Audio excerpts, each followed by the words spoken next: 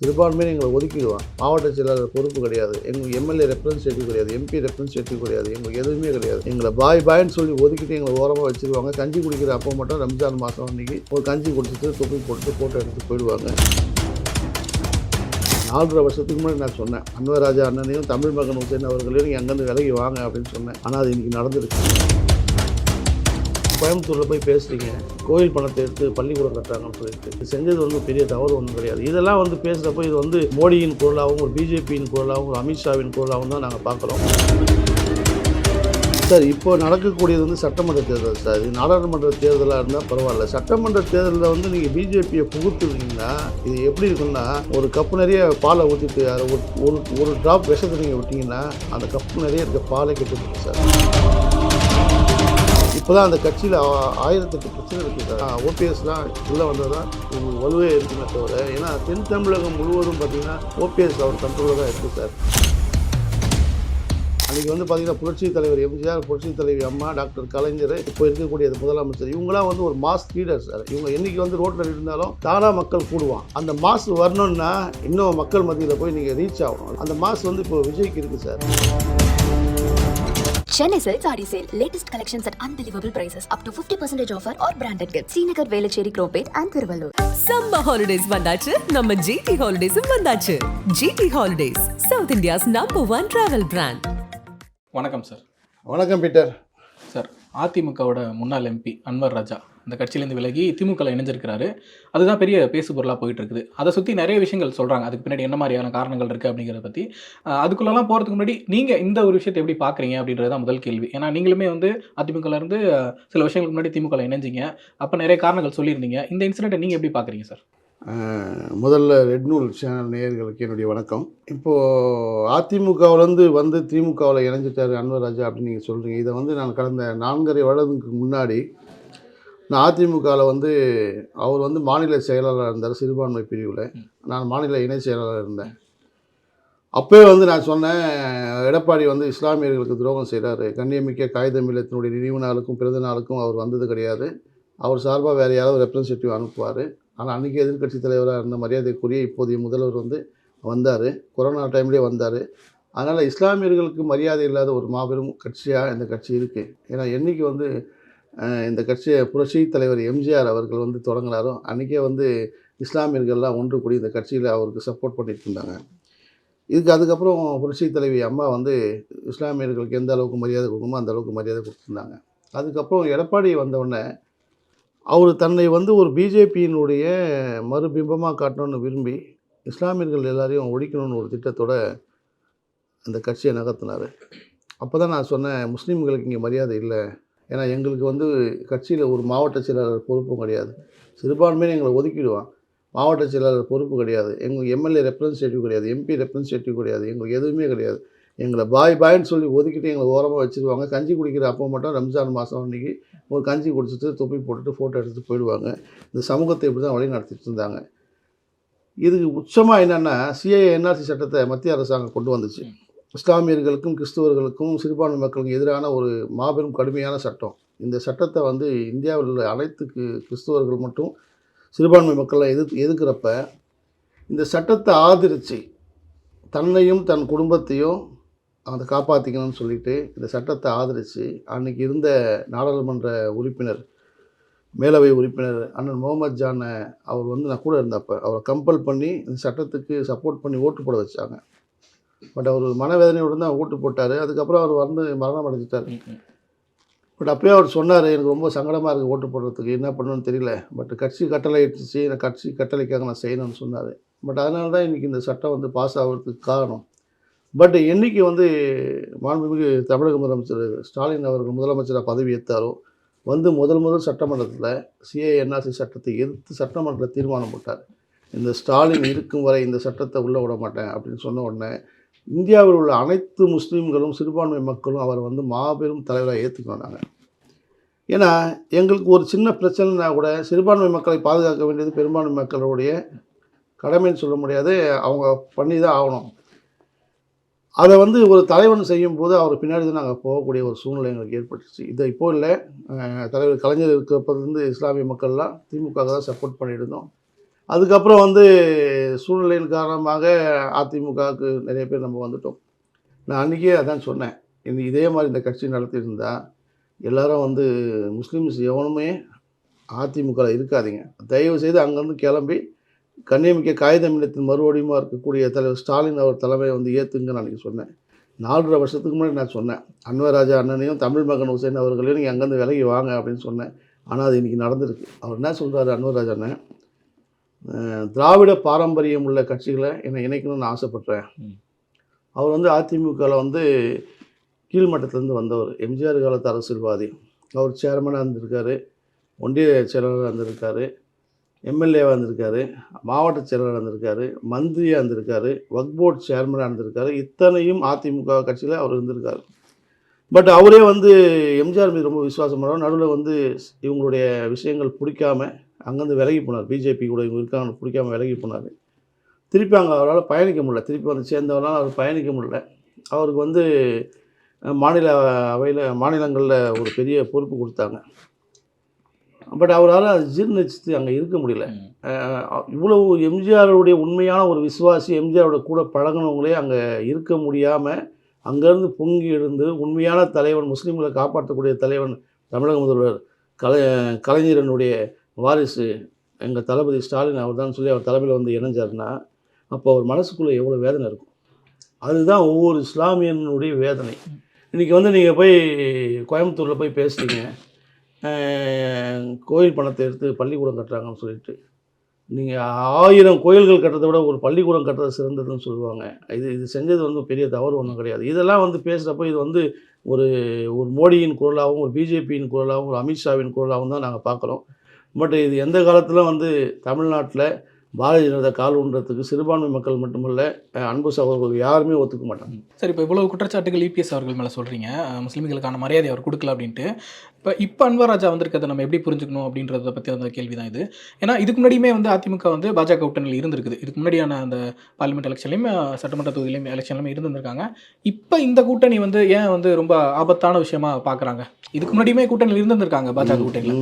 இந்த கூட்டணியில் வந்ததுக்கப்புறமும் இதுக்கப்புறம் இபிஎஸ் அவர்களோட பேச்சுக்களும் தான் வந்து முஸ்லீம்களுக்கு பாதுகாப்பு கொடுக்கல அப்படிங்கிற ஒரு காரணத்தை சொல்லியிருக்காரு. மத நல்லிணக்கம் வந்து இங்கே இருக்குமான்னு தெரியல அப்படிங்கிற காரணத்தையும் சொல்லியிருந்திருக்காரு. இப்போ இந்த கூட்டணி ஏன் வந்து ஆபத்தானதாக வந்து கருதுறாரு அவர்? சார், இப்போ நடக்கக்கூடியது வந்து சட்டமன்ற தேர்தல் சார். இது நாடாளுமன்ற தேர்தலாக இருந்தால் பரவாயில்ல. சட்டமன்ற தேர்தலில் வந்து நீங்கள் பிஜேபியை புகுத்துனீங்கன்னா, அதாவது இன்றைக்கி தமிழ்நாட்டு அரசியலை பொறுத்து வரலும், எங்கள் தாத்தா காலத்துலேருந்து இது வரலும் அதிமுக 2 திராவிட கட்சிகள் தான் தமிழ்நாட்டில் ஆண்டுட்ருக்காங்க. பட் இப்போ நடுவில் வந்து பிஜேபின்ற ஒரு கட்சி நீங்கள் உள்ளே சொருவுறீங்க. இது எப்படி இருக்குன்னா, ஒரு கப்பு நிறைய பாலை ஊற்றிட்டு அதில் ஒரு ட்ராப் விஷத்தை நீங்கள் விட்டிங்கன்னா அந்த கப்பு நிறைய இருக்க பாலை கெட்டுப்பட்டு சார். அந்த வேலையை தான் இப்போ இவர் பார்த்துருக்காரு. அவங்கள உள்ளே கொண்டு வந்து விட்டுட்டிங்கன்னா அவங்க கட்சியை வளர்க்குறதுக்கு உண்டான வேலைகள் எல்லா வேலைகளும் பார்ப்பாங்க. அந்த கட்சி உள்ளே வந்துச்சுன்னா நீங்கள் தமிழ்நாட்டில் முஸ்லீம் ஒருத்தங்க கூட இருக்க முடியாது சார். அதனால தான் எங்களுடைய எதிர்ப்பை நாங்கள் தெரிவிக்கிறோம். இது அவர் புரியுதா புரியலையா என்னன்னு தெரியல. பட் அது புரியாத மாதிரி நடிக்கிறான்னு நினைக்கிறேன். அவர் புரிஞ்சுட்டாருன்னா நிச்சயமாக பிஜேபியோட அவர் கூட்டணி வைக்க மாட்டார் சார். ஏன்னா முதலமைச்சரே சொல்கிறாரு, தயவுசெய்து நீங்கள் பிஜேபியை உள்ளே வைக்காதீங்கன்னு சொல்கிறாரு. முதலமைச்சர் எந்த ஒரு நல்ல எண்ணத்தோட சொல்லியிருப்பாருன்னு எல்லாருக்கும் தெரியும். ஏன்னா நீங்கள் பிஜேபியோட கூட்டணி வைக்காதீங்க, வச்சிங்கன்னா உங்களுக்கு மட்டும் இல்லை நாட்டுக்கும் நல்லதுக்கு இல்லைன்னு முதலமைச்சரே சொல்லியிருக்காரு. ஓகே, இப்போ இந்த பாஜக கூட்டணியும் இபிஎஸ் அவர்களோட பாஜக ஆதரவு பேச்சுக்களும் வந்து அதிமுகவுக்கு எந்த அளவுக்கு பின்னடைவை கொடுக்கும்னு நினைக்கிறீங்க? சார், அவங்க என்றைக்கு பிஜேபியோட போனாங்களே அன்றைக்கே அவங்களுக்கு பின்னடைவு ஆயிடுச்சு சார். எந்த அளவுக்கு பின்னடைவு கிடையாது சார். அவங்க இப்போ தான் அந்த கட்சியில் 1008 பிரச்சனை இருக்குது சார். அதிமுகன்ற கட்சி இன்றைக்கி சின்ன பின்னமாக ஆகிப்போச்சு சார். இவர் தன்னை வந்து பொதுச் செயலாளர்னு கொண்டு வந்து அங்கங்கே போய் இப்போ கட்சியை வளர்க்கணும்னு ஆசைப்படுறாரு. இருந்தாலும் இந்த கட்சியை ஒன்றிணைக்கிங்கன்னா அவங்க பிரிஞ்சவங்க எல்லாருமே பொதுவாக முக்கியமாக ஓபிஎஸ்லாம் உள்ளே வந்தால் தான் இவங்களுக்கு வலுவே இருக்குமே தவிர, ஏன்னா தென் தமிழகம் முழுவதும் பார்த்திங்கன்னா ஓபிஎஸ் அவர் கண்ட்ரோலில் தான் இருக்குது சார். இன்றைக்கி வரலாம் பார்த்தீங்கன்னா அவருக்குன்னு ஒரு இந்தியாவிலே எம்பிக்களில் இந்த சுயேட்சா நின்று அதிக ஓட்டு வாங்க எம்பி அவர் தான், ஓபிஎஸ் மட்டும் தான். அதிமுக வந்து அங்கே டெபாசிட் கூட இழந்துருச்சு. ஏன்னா அவருடைய செல்வாக்கை வந்து அங்கேயே நிரூபிச்சிட்டாரு.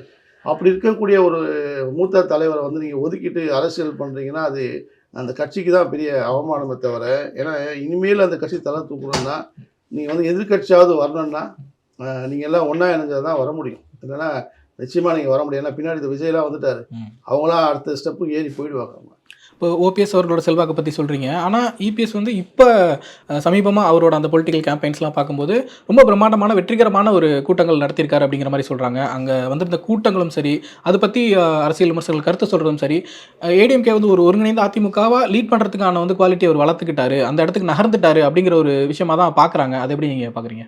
சார், கூட்டம் சேர்ந்தவெல்லாம் தலைவன் கிடையாது சார். இது தானாக சேர்ந்த கூட்டம் இல்லை, சேர்க்கப்பட்ட கூட்டம். நீங்கள் நாளைக்கே எனக்கு ஒரு சேலஞ்சு வைங்க சார். ஒரு 10,000 பேரை கூட்டணும்னு சொன்னீங்கன்னா என்னால் கூட்ட முடியும். பணம் கொடுத்து கூட்டத்தை கூட்டுறதுக்கு இன்றைக்கி தமிழ்நாட்டில் அதுக்குன்னு ஒரு அமைப்பே இருக்காங்க சார். நாளைக்கு 10,000 பேர் வேணும்னு நான் ஒருத்தர்கிட்ட சொன்னால் 10,000 பேரை கூட்டம் நிற்க வச்சுருவாங்க. அதனால் கூட்டம் கூட்டிட்டு அவன் தலைவன் ஆகிடுவான் அப்படின்லாம் கிடையாது. ஏன்னா எழுச்சியான தலைவர் யாருமே கிடையாது சார். ஒரு லீடர்ஷிப், ஒரு மாசான லீடர். அன்றைக்கி வந்து பார்த்திங்கன்னா புரட்சி தலைவர் எம்ஜிஆர், புரட்சி தலைவி அம்மா, டாக்டர் கலைஞர், இப்போ இருக்கக்கூடிய முதலமைச்சர், இவங்களாம் வந்து ஒரு மாஸ் லீடர் சார். இவங்க என்றைக்கு வந்து ரோட்டில் இருந்தாலும் தானாக மக்கள் கூடுவான். அந்த மாசு வரணுன்னா இன்னும் மக்கள் மத்தியில் போய் நீங்கள் ரீச் ஆகணும். ரீச் ஆனால் தான் உங்களுக்கு அந்த மாசே வரும். அந்த மாசு வந்து இப்போ விஜய்க்கு இருக்குது சார். அவருக்கு அந்த மாசு வந்திருக்கு. இப்போது அவர் வந்துட்டுருக்காரு. இப்போ மாசான லீடர்னு சொன்னீங்கன்னா விஜய் போய் ரோட்டில் நின்றாருன்னா 1,00,000 பேர் கூடுவார் தானாகவே. இவங்களாம் பணம் கொடுத்துலாம் கூட்ட தேவையில்லை. அதே மாதிரி முதலமைச்சர் போய் இங்கே ரோட்டில் நடந்தாருன்னா 1,00,000 பேர் கூடுவான். மாஸ் லீடர், அவங்களாம் மாஸ் லீடர் ஆகிட்டாங்க. இப்போ இவரெலாம் மாஸ் லீடர் ஆகிறதுக்கு இன்னும் காலம் பிடிக்கும் சார். ஓகே. இப்போ அன்வர் ராஜா வந்து திமுகவில் இணைஞ்சதுக்கு நீங்கள் இப்போ சில காரணங்கள் சொல்லிட்டு இருந்தீங்க. பட் அரசியல் விமர்சகர்கள் சொல்லக்கூடிய காரணம் என்னவா இருக்குது அப்படின்னா, அவர் சார்ந்த அந்த ராமநாதபுரம் எம்பி தொகுதியில் வந்து ஆல்ரெடி ஐயுஎம்எல்ஏ சேர்ந்த நவாஸ் கனி அவர்கள் இருக்கிறாரு. அவருக்கு கூட வந்து சின்ன முரண்பாடு இருக்குது. ஒருவேளை அவருக்கான ரீப்ளேஸ்மெண்ட்டாக திமுகலேருந்து ஒரு முஸ்லீம் கேண்டிடேட் நிப்பாட்டுறதுக்கு நம்ம தேவைப்படுவார், அந்த மாதிரி கால்குலேஷன்ஸ் இருக்கிறதா சொல்கிறாங்க. யூகங்களாக தான் சொல்கிறாங்க, எந்தளவுக்கு உண்மைன்னு தெரியல. அப்படியான விமர்சனங்கள் நீங்கள் எப்படி பார்க்குறீங்க? இல்லை, அது தப்பு சார். நான் ராமநாதபுரம் மாவட்டத்துக்கு காரணம். நானும் போன தேர்தலில் வந்து ராமநாதபுரம் மாவட்டத்தில் போட்டியிட்டதுக்கு நானும் எலெக்ஷனில் பணம் கட்டினேன். முதலமைச்சர் வந்து நெக்ஸ்ட் டைம் வாய்ப்பு தரேன்னு சொன்னார். பட் கூட்டணியின் சார்பாக ஐயுஎம்எல் முஸ்லீம் லீக்குக்கு வந்து அந்த தொகுதி ஒதுக்குனாங்க. முஸ்லீம் லீக்குக்கும் திராவிட முன்னேற்ற கழகத்துக்கும் எவ்வளோ பாண்டிங் இருக்குதுன்னு வரலாறு தெரிஞ்சவங்களுக்கு தெரியும் சார். ஏன்னா அன்றைக்கி வந்து கண்ணியமிக்க காகிதம் இல்லத்து வந்து தன்னுடைய 53 எம்எல்ஏ சீட்டை வந்து தமிழ்நாட்டில் திமுக ஆரம்பிக்கிறப்போ அண்ணா கையிலையும் கலைஞர் கையிலையும் ஒப்படைச்சார். நீங்கள் வந்து திராவிட முன்னேற்ற கழகம்னு ஒரு கட்சி ஆரம்பிச்சிருக்கீங்க, என்னுடைய 53 வெற்றி வாய்ப்பு பெறக்கூடிய தொகுதி கரண்ட் எம்எல்ஏ வந்து நீங்கள் நில்லுங்க, நீங்கள் நின்று அதில் ஜெயிங்கன்னு சொல்லி அன்னைக்கு விதை போட்டவர் கண்ணியமிக்க காகிதம் இல்லத். அந்தனுடைய நன்றி விசுவாசமாக தான் இன்றைக்கும் வந்து காகிதம் இல்லத்தின் மறு உருவமாக இருக்கக்கூடிய மாண்புமிகு தமிழக முதல்வர் வந்து ஐயுஎம்எல்க்கு வந்து முதல் ப்ரிஃபரன்ஸ் கொடுப்பாரு. உங்களுக்கு என்ன சீட் வேணும், என்ன தொகுதி வேணும், நீங்களே எடுத்துங்கன்னு சொல்லிட்டு தான் அவர் கொடுப்பாரு. அப்படி கொடுத்த தொகுதி தான் ராமநாதபுரம். ஏன்னா முஸ்லீம்களுடைய தொகுதிகள் பார்த்தீங்கன்னா தமிழ்நாட்டில் எனக்கு தெரிஞ்சு ஒரு 23 தொகுதிகள் இருக்குது சார். முஸ்லீம்கள் நிற்கக்கூடிய தகுதியான தொகுதிகளே 23 தொகுதிகள் இருக்குது.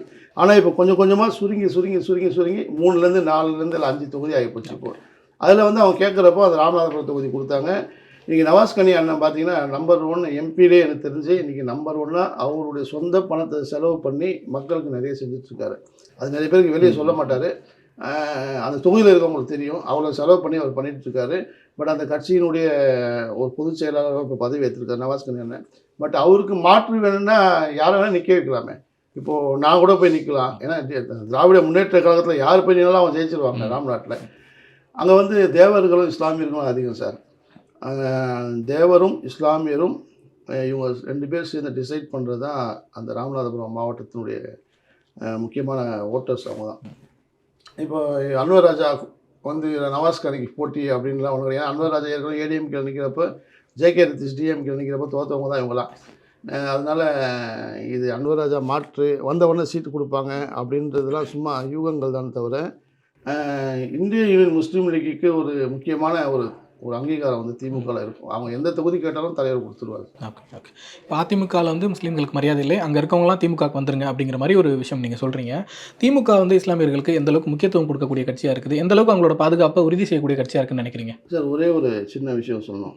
அதாவது சிஏஏ என்ஆர்சி சட்டம் வந்து இந்தியாவில் இருக்கக்கூடிய எல்லா முஸ்லீம்களுக்கும் போட்ட சட்டம் தான். எத்தனையோ தமிழ்நாட்டில் இந்தியாவில் எத்தனையோ முதலமைச்சர் இருக்காங்க சார். எவ்வளோ பேர் இருக்காங்க, முதலமைச்சர்கள் இருக்காங்க, எவ்வளோ தலைவர்கள் இருக்காங்க. யாருமே செய்யாத ஒரு விஷயத்தை சட்டமன்றத்தில் சிஏஏ என்ஆர்சி சட்டத்தை எதிர்த்து தீர்மானம் போட்ட ஒரே முதலமைச்சர் தமிழ்நாடு முதலமைச்சர் தான். அப்படி இருக்கிறப்போ இவருக்கு வந்து இந்தியாவில் இருக்கக்கூடிய எல்லா சிறுபான்மை மக்களும் இவருக்கு வந்து நன்றி கடன் பட்டவங்க சார் நாங்கள். அதனால் இவரை வந்து நாங்கள் உயிர் உள்ளவரையும் மறக்க மாட்டோம் நாங்கள். சார் இபிஎஸ் அவர்கள் வந்து அவரோட தேர்தல் பிரச்சாரத்தை ஆரம்பிச்சிட்டாரு. கேம்பெயின் போயிட்டு இருக்குது. ஒரு மாவட்டமாக கோயம்புத்தூர், விழுப்புரம் அப்படின்னு சொல்லி போயிட்டு இருக்குது. அதில் அவர் பேசக்கூடிய விஷயங்கள் வந்து எளிய மொழியில் இருக்குது, மக்கள் கனெக்ட் பண்ணிக்கிற மாதிரி இருக்குது, மக்கள் கிட்ட வந்து ஒரு இம்பாக்டை கிரியேட் பண்ணுது அப்படிங்கிற மாதிரிலாம் சொல்கிறாங்க. முதலமைச்சர் அவர்கள் வந்து அதுக்கு சில கவுண்டர்ஸ் கொடுக்குறாரு, அதுக்கு திரும்ப இவர் பதில் சொல்கிறாரு அப்படின்னு சொல்லிட்டு இப்போவே அந்த விஷயம் ஆரம்பிச்சிருச்சு. அந்த கான்வர்சேஷன் ஃபைட்டை நீங்கள் அதை எப்படி பார்க்குறீங்க? சார் நான் உண்மையை நான் சொல்லுவேன் சார்.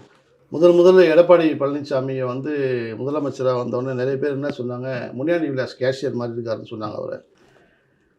அதுக்கப்புறம் அவருடைய நாலேஜ் எல்லாம் கிண்டல் பண்ணி நிறைய விஷயம் பேசினாங்க. அப்போ அவரை டியூன் பண்ணிவிட்டு அப்படியே வளர்த்துட்டு கொஞ்சம் கொஞ்சமாக வந்து அந்த கட்சிக்கு உண்டான தலைமைக்கு உண்டான தகுதி அவரே வளர்த்துட்டு வந்துட்டுருக்காரு.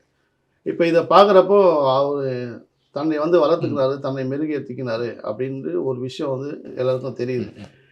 தான் கொண்ட கொள்கையில் உறுதியாக இருக்கார். பட் என்னென்னா அவர் சின்ன அந்த அட்ஜஸ்ட்மெண்ட் பண்ணி எல்லாரையும் ஒன்றா சேர்த்துட்டு அந்த டீம் எல்லாம் ஒன்றா ஃபார்ம் பண்ணிட்டாங்கன்னா பிஜேபியில் அவங்களுக்கு தேவையில்லை சார். அதிமுக திமுக தான். அவங்க 2 பேர் நின்னாலே ஓட் பேங்க்ஸு, மக்கள் யாருக்கு விருப்பப்படுறாங்களோ அவங்களுக்கு நிச்சயமாக ஓட்டு போடுவாங்க. இது ஒன்று தான் அவருடைய அந்த பிடிவாத குணங்கள் மட்டுமே தான் இன்றைக்கி வந்து அவர் அரசியல் அவர் வீக் ஆகுதை தவிர, ஆனால் அவர் தன்னை வளர்த்துக்கினார். ஏன்னா இன்றைக்கி ஒரு முனியாண்டி விலாஸ் கேஷியராக இருந்த முதலமைச்சர் வந்து பரவாயில்ல அப்படின்ற மாதிரி மக்கள் அப்போ பேச ஆரம்பித்தாங்க. அப்போ அதிமுகவில் இருந்தேன், அப்போ பேச ஆரம்பித்தாங்க. அதுக்கப்புறம் பார்த்திங்கன்னா மக்கள் வந்து இவருடைய இந்த போக்கை பார்த்த உடனே தலைவர் வந்து முதலமைச்சராக தேர்ந்தெடுக்கணும் கொண்டு வந்தாங்க. இன்றைக்கி அடித்து நொறுக்கி தமிழ்நாட்டிலே நம்பர் 1 முதலமைச்சராக வந்துட்டார் தலைவர். நிறைய விஷயங்கள் பேசிட்டீங்க சார். உங்கள் நேரத்துக்கு நன்றி. நன்றி பீட்டர். உங்களுக்கும் உங்களுடைய சேனலுக்கு நன்றி. வணக்கம். Chennai Silks Saree Sale. Latest collections at unbelievable prices. Up to 50% offer or branded gifts. Srinagar, Velachery, Cropate and Thiruvallur. Summer holidays வந்தாச்சு, நம்ம ஜிடி ஹாலிடேஸும் வந்தாச்சு. GT holidays, south India's number 1 travel brand.